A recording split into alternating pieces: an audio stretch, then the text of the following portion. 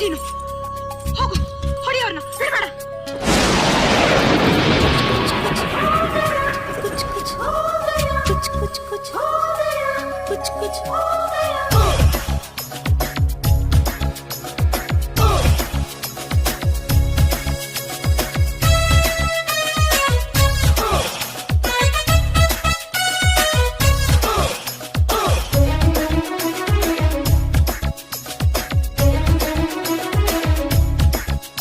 ಬರಿವೋಳು ಬರಿವೋಳು ಬರಿವೋಳು ಬರಿವೋಳು MTV ಸುಬ್ಬುಲಕ್ಷ್ಮಿಗೆ ಬರಿವೋಳು ಬರಿವೋಳು.